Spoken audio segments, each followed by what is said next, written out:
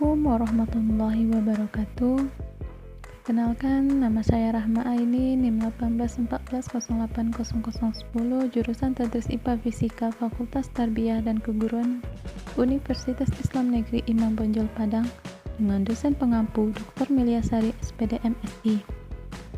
Kali ini kita akan membahas lanjutan dari yang kemarin, metodologi penelitian. Bagian materi tentang laporan penelitian. Menjelaskan laporan eksperimen dengan contoh. Mengapa peneliti harus membuat laporan penelitiannya? Karena laporan penelitian adalah bukti bahwa sebuah penelitian telah benar-benar dilakukan. Laporan penelitian yang telah dibuat akan dipublikasikan.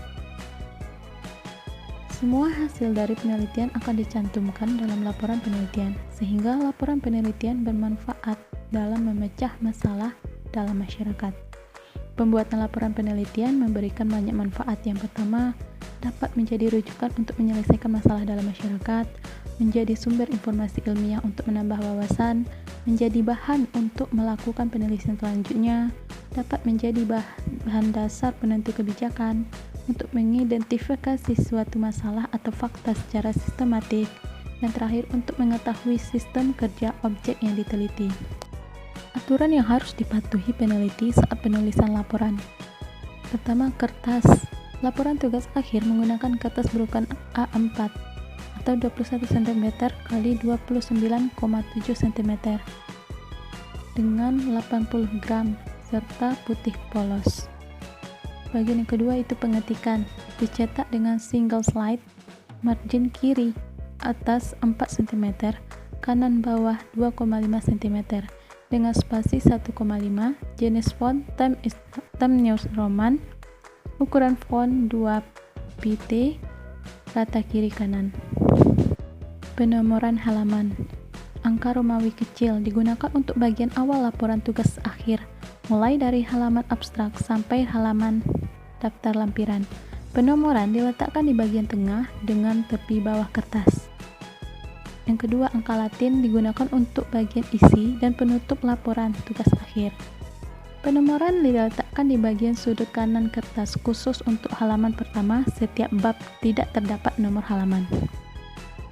Bagian awal yaitu halaman sampul, halaman pengesahan, halaman pernyataan, abstrak, kata pengantar, daftar isi, daftar gambar, daftar tabel, dan daftar lampiran. Yang bagian isi yaitu memuat uraian atau penjabaran analisis yang dilakukan oleh penulis. Penjabaran mencangkup pendahuluan, tinjauan pustaka, metodologi penelitian, hasil pembahasan, kesimpulan, dan saran. Aturan yang harus dipatuhi peneliti saat membuat laporan eksperimen. Yang pertama, sistematika laporan penelitian eksperimen. Ada bab 1 yaitu pendahuluan yang terdiri dari latar belakang, identifikasi masalah, pembatasan masalah, perumusan masalah, tujuan penelitian, manfaat penelitian. Bagian bab 2 yaitu studi kepustakaan yang terdiri dari pembahasan teori, hasil penelitian yang relevan, kerangka berpikir, dan hipotesis penelitian. Dan pada bagian bab 3 yaitu metode penelitian, terdapat jenis dan desain eksperimen, tempat dan waktu penelitian, populasi, sampel dan sampling, metodologi atau metode pengumpulan data, definisi operasional variabel, instrumen penelitian, teknik analisis data, dan terakhir prosedur eksperimen.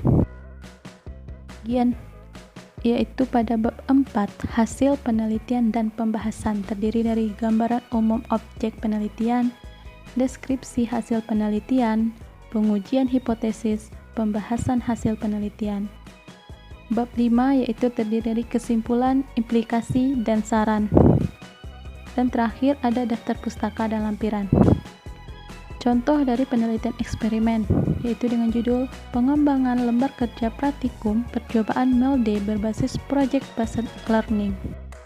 Menjelaskan laporan R&D dengan laporan dan contoh. Contoh judul penelitian R&D yaitu Pengembangan multimedia pembelajaran interaktif, gambar, teknik berbasis software, bantu SMK Bina Wiyata, Sragen kelas 10 paket keahlian teknik otomasi industri. Bagian utama dari penelitian R&D di atas. Pada bagian bab 1 atau pendahuluan terdiri dari latar belakang, rumusan masalah, tujuan penelitian, manfaat penelitian. Sedangkan pada bab 2, landasan teorinya terdiri dari deskripsi teori, kerangka berpikir, hipotesis. Pada bagian bab 3, prosedur penelitian ada langkah-langkah penelitian, metode penelitian tahap 1, dan metode penelitian tahap 2. Dan pada bagian bab 4, hasil penelitian terdiri dari desain awal produk yang merupakan hasil pengujian 1 dan hasil pengujian tahap 2. Dan terakhir yaitu bagian penutup yang terdiri dari kesimpulan, saran, dan penggunaan implikasi.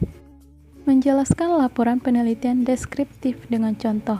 Penelitian deskriptif adalah penelitian dengan metode untuk menggambarkan suatu hasil penelitian. Dengan kriteria penelitian yaitu masalah yang dirumuskan harus layak diangkat, tujuan tidak bersifat luas, data yang digunakan haruslah fakta, standar harus memiliki validitas, tepat dan waktu jelas, hasil harus detail. Dengan contoh judul penelitian deskriptif yaitu penerapan model pembelajaran penemuan mengintegrasikan laboratorium virtual dan HOTS untuk meningkatkan hasil belajar siswa SMA kelas 11. Menjelaskan laporan penelitian korelasi dengan contoh. Penelitian korelasional adalah sebuah penelitian yang dilakukan untuk mengetahui hubungan dan tingkat hubungan di antara dua variabel atau lebih. Penelitian korelasional terbagi dalam dua macam, yaitu studi hubungan dan studi prediksi. Ciri-ciri penelitian korelasi.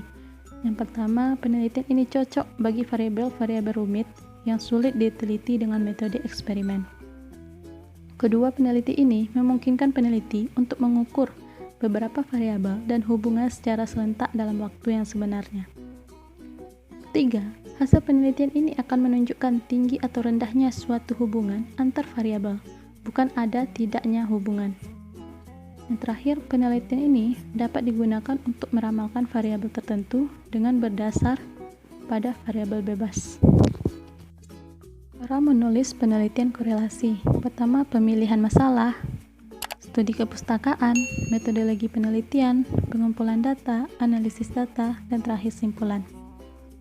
Contoh judul penelitian korelasi yaitu korelasi, motivasi, dan hasil belajar IPA siswa kelas 8 di SMP Negeri Sekecamatan Jambi Selatan. Jelaskan laporan penelitian PTK dengan contoh. Laporan PTK merupakan pernyataan formal tentang hasil penelitian. Ditulis secara sistematis berdasarkan penelitian tindakan kelas yang dilakukan oleh guru kelasnya sendiri. Hal-hal yang dimuat dalam laporan PTK yang pada bagian bab 1 pendahuluan terdiri dari latar belakang masalah, rumusan masalah, tujuan penelitian, manfaat penelitian. Bab 2 kajian teoretik dan pustaka. Bab 3 prosedur atau metode penelitian. Bab 4 hasil dan pembahasan. Bab 5 simpulan dan saran. Contoh judul penelitian PTK yaitu penumbuhan karakter Islami melalui pembelajaran fisika berbasis integrasi sains Islam. Menjelaskan laporan penelitian kepustakaan dengan contoh. Penelitian kepustakaan adalah penelitian yang dilakukan hanya berdasarkan atas karya tertulis, termasuk hasil penelitian baik yang telah maupun yang belum dipublikasikan. Penelitian kepustakaan bertujuan untuk mengumpulkan data dan informasi dengan bantuan bermacam-macam material yang terdapat di ruangan perpustakaan tersebut. Penelitian kepustakaan hendaknya dilakukan dimulai dari informasi yang umum, baru kemudian diperoleh dari informasi yang lebih spesifik. Dengan contoh judul penelitian kepustakaan yaitu penerapan metode inquiry terbimbing berintegrasi kegiatan laboratorium untuk meningkatkan hasil belajar siswa. Sekian pembahasan kita tentang laporan penelitian pendidikan. Semoga video ini dapat bermanfaat dan terima kasih telah menonton video ini. Assalamualaikum warahmatullahi wabarakatuh.